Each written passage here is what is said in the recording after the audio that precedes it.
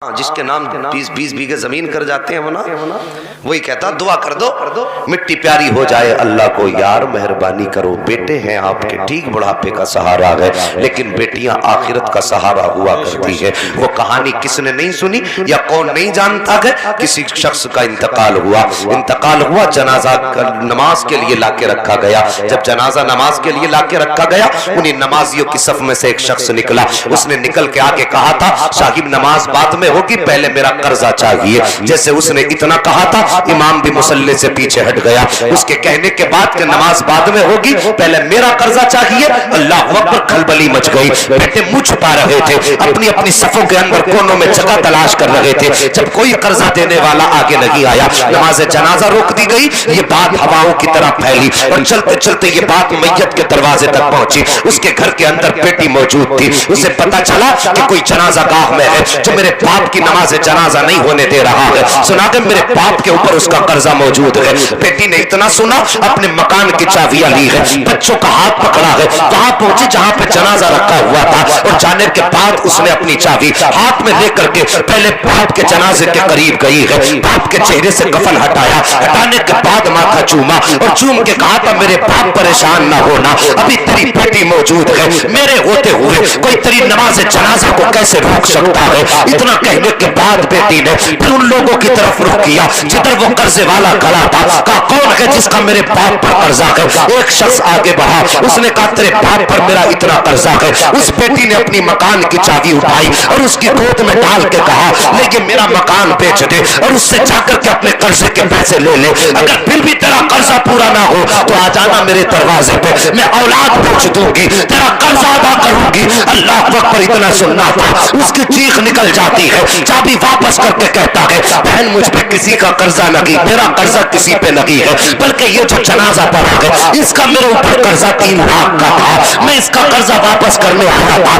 لیکن میں سوچنے لگا اس کا صحیح وارث کون ہوگا، کس کو اس کا قرضہ دیا جائے۔ وہ کہتا کہ میں نے یہ سوچنے کے بعد میں نے یہ کام کیا۔ اس نے پھر بیٹی کو بلایا اور اس کا پیسہ بیٹی کی گود میں ڈالا اور ڈالنے کے بعد کہا تھا بیٹی معاف کر دینا، جنازے کی نماز اس لیے نہیں روکی گئی کہ تیرے باپ پہ میرا قرضہ تھا بلکہ اس لیے روکی گئی ہے کہ تیرے باپ کا میرے اوپر قرضہ تھا۔ صاحب یہ بیٹیاں ہوا کرتی ہے جب جنازوں کی نمازیں روکی جاتی ہے تب بیٹیاں کام آیا کرتی ہے اور تم انہی بیٹیوں کو لاوارث بنا کے چلے جاتے ہو، ان کا جائیداد میں حق نہیں دیا جاتا ہے، ان کا حصہ نہیں دیا جاتا اور جب حصہ نہیں دیا جاتا ان کو یاد آتی ہے باپ کی دہلیز کی، جب یاد آتی ہے باپ کے اس مکان کی جس کے اندر دیوار باپ کے ہاتھ کی کھڑی ہے، جس میں درخت باپ کے ہاتھ کا کھڑا ہے، تو سوچتی ہے چلو باپ نہ سہی اس کے ہاتھ کا بنایا مکان دیکھ لے، باپ نہ سہی اس کے ہاتھ کی بنائی دیوار دیکھ لے۔ اللہ اکبر یہ سوچ کے آیا کرتی ہے، بھابیاں کہا کرتی ہیں گھر میں مت آیا کر، تیرے آنے سے سکون ختم ہو جاتا ہے، تیرے آنے سے آرام ختم ہو جاتا ہے،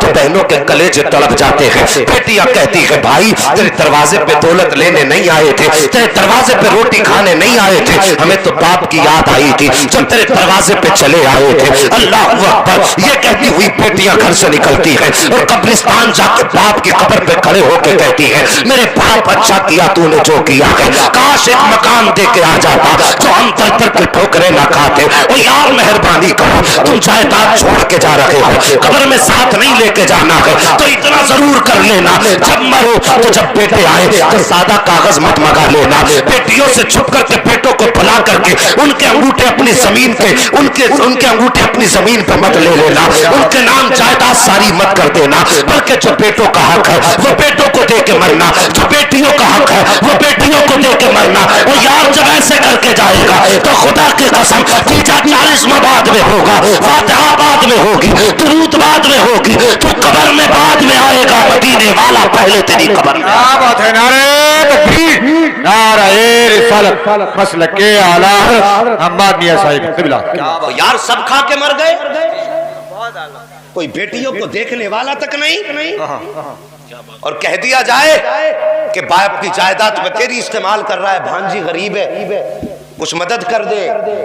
تو پتا ظالم کیا کہتا ہاں دے دوں گا 2-3 لاکھ، بھیک دے رہا ہے، اسے شرافت سمجھتا ہے 2-3 لاکھ دے دیں گے، کر رہے ہیں مدد۔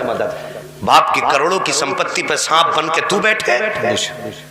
اور اس سے زیادہ تو باپ کی جائیداد میں زکات نکلے گی، بے شک بے شک، جتنا تو امداد میں دینا چاہتا ہے۔ اس کے بعد سماج میں کہتے ہیں اگر خدا نہ کرے کوئی بھانجی یتیم ہو جاتی ہے نا، اور بہنیں بیوہ ہو جاتی ہیں،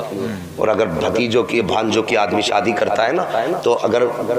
ولیمے کا کھانا اپنے ذمہ لے لے گا نا تو بڑا عجیب دور ہے بھائی، ذمہ لے لے گا ولیمہ، وہ کھانا کے ٹیبل سجے ہوں گے نا تو بیوی عورتوں میں گھوم رہی ہوگی، آپ مردوں میں ٹہل رہا ہوگا، اور جا کے کہے گا نا جس ٹیبل پہ بیٹھے گا بھائی کوئی کمی رہ جائے تو معاف کر دینا، کہ میں نے اپنی طرف سے کیا، بیچارے کی اس کی تو اوقات نہیں تھی جو وہ کر دیتا۔ جی جی جی جی، احسان کر کے رسوا کرتے ہیں۔ ادھر بیوی عورتوں میں کہہ رہی ہے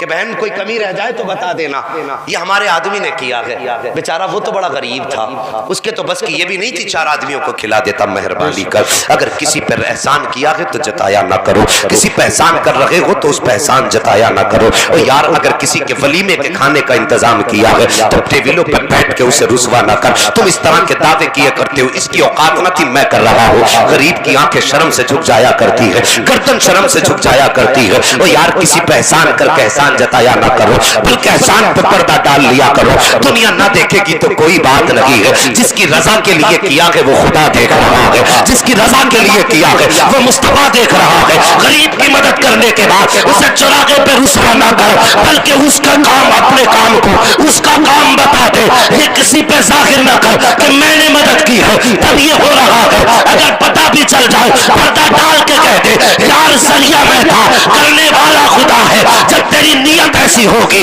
جملے ایسے ہوں گے تو خدا کی قسم ادھر غریب بھی مسکرائے گا، مدینے والا مصطفیٰ بھی مسکرائے گا۔ آواز ہے نعرہ تکبیر، نعرہ رسالت، علماء اہل سنت، فیضان حضور بنا کے کا رکھ دیا بھائی، اور مہربانی کرو کسی پہ احسان کیا کرو تو جتایا نہ کرو۔ جی جی جی، ہاں لوگ احسان کرنے کے بعد پانی پھیر دیتے ہیں، فرمایا گیا 3 شخص ایسے جن کی طرف اللہ قیامت کے دن رحمت کی نظر نہیں کرے گا۔ جی جی جی، ہاں 3 لوگ ایسے جن کی طرف اللہ قیامت کے دن رحمت کی نظر نہیں کرے گا۔ 2 کی بات چھوڑیے، تیسرے کی بات کروں، فرمایا گیا جو کسی پہ احسان کر کے احسان جتائے گا نا، اللہ اس کی طرف اپنی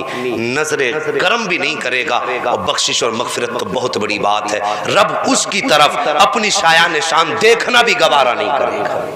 مہربانی کرو کسی پہ احسان کر کے اگر جتا دیا سب ختم ہو جائے گا۔ جلسے میں پیسے دے کے کہہ دیا ہاں ہم نے اتنے پیسے دیے تھے تو جلسہ ہوا، بھائی آخرت کے لیے بھی کچھ تیاری کر کے کرو۔ میں نے کہا تھا صاحب جب گھروں کے اندر آیا کرو نا تو گھروں کے حالات بہتر کرو، گھروں کے حالات بہتر کرو، خود کھانے سے پہلے بیوی سے پوچھ لیا کرو تو نے کھایا کہ نہیں، جی، اور نہیں کھایا ساتھ بیٹھا لے۔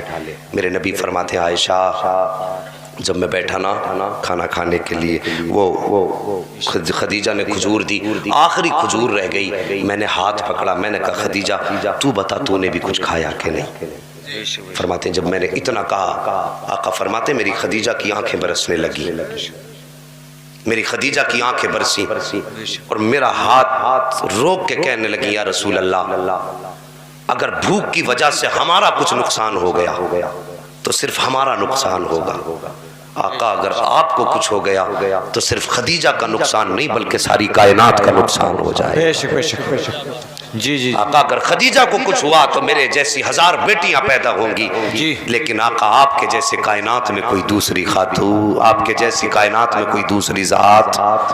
پیدا نہیں ہو سکتی ہے۔ اللہ اکبر۔ میرے نبی فرماتے ہیں عائشہ مجھ سے خدیجہ اتنا پیار کرتی تھی، اللہ اکبر۔ یہ ازدواجی زندگی ہوتی ہے، یہ میاں بیوی کے رشتے ہوتے ہیں، ہم نے رشتوں کو تماشا بنا دیا، ہم نے حق جتانے کا ذریعہ بنایا رشتوں کو، ہم نے کھیل بنا دیا، یہی وجہ ہے گھروں میں جھگڑے ہیں، گھروں میں برکتیں ختم ہو گئی ہیں۔ اللہ اکبر۔ ذرا سی بات پر شوہر ناراض ہو جائے تو پھر عورت کی خیریت نہیں ہے، ہاں عورت کی خیریت نہیں ہے۔ میرے نبی کی پیاری بیوی حضرت عائشہ صدیقہ رضی اللہ تعالیٰ عنہ، میرے نبی ایک دن غسل فرما کے باہر نکلے نا، آپ کے ہاتھ میں آٹا تھا، آپ نے تھوڑا آٹا لیا سرکار کے بدن پہ یوں لگا دیا، نبی پھر گئے پھر نہا کے آئے، اور آقا فرماتے عائشہ اگر پہلے لگا دیا ہوتا تو نہا بھی اکٹھا لیتے۔ یہ جملے تھے۔ آج مجال ہے اگر تولیہ چھودی اور چھودی عورت نے تو پھر خیریت نہیں ہے۔ مزاج اچھے کرو، اخلاق بہتر کرو، اگر تم اپنے گھر والوں کے لیے اچھے نہیں ہو سکتے تو پھر تم باہر والوں کے لیے کیسے اچھے ہو سکتے ہو؟ اگر اپنے گھر میں سکون نہیں دے سکتے تو پھر کس کو سکون دو گے ساجی؟ مہربانی کرو، حالات بہتر کرو، گھروں کی زندگی اچھی کرو، بات بات پہ جھگڑے اور طلاقوں کی نوبتیں ختم کرو، زندگی گزارنے کا طریقہ صحیح نکالو۔ وہ یار اگر کوئی بیوی کسی کی سخت مزاج بھی ہے، میں یہ نہیں کہتا سارے شوہر غلط ہیں، وہ بیویوں سے بھی گزارش ہے مہربانی کرو شوہروں کی عزت کیا کرو۔ اگر شوہر کہتا بازار نہیں جانا ہے تو یہ سب سے پہلے نکلے گی۔ وہ کہتے دوپٹہ سر سے نہ اتر جا، تو دوپٹہ سر سے اترنے کی بات صاحب بدن پہ ہی نہیں ہوگا، منع کیوں کرا؟ شک کرتا ہے اس بات پہ آ کے بس دوپٹہ بدن پہ ہی نہیں رہے گا۔ وہ جنتیں ایسے نہیں ملا کرتی ماں بہنوں، تمہیں تو فرمایا میرے نبی نے تمہیں بڑی کثرت کی تعداد میں دوزخ میں دیکھا گیا، مردوں کی تو پھر بھی خیر ہے، مہربانی کرو فرمایا گیا عورتوں کو زیادہ تعداد میں دیکھا ہے۔ تم سے بھی گزارش ہے شوہروں کی عزت کرو، جنتیں ایسے نہیں، جنتیں شوہر کی فرما برداری میں ملا کرتی ہیں۔ فرمایا میرے نبی نے اگر خدا کے بعد عبادت کا حکم ہوتا تو میں سب سے پہلے سجدے کی اجازت ہوتی تو میں سب سے پہلے عورت کو حکم دیتا کہ وہ شوہر کو سجدہ کرے۔ اتنا بڑا رتبہ شوہر کا ہے، اور تم اپنے شوہروں کی نافرمانی کر کے زبان چلا کر کے آخرت اپنی برباد نہ کرو۔ اللہ کریم ہمیں سب کو اپنے محبوب کے فرامین پہ عمل کرنے کی توفیق عطا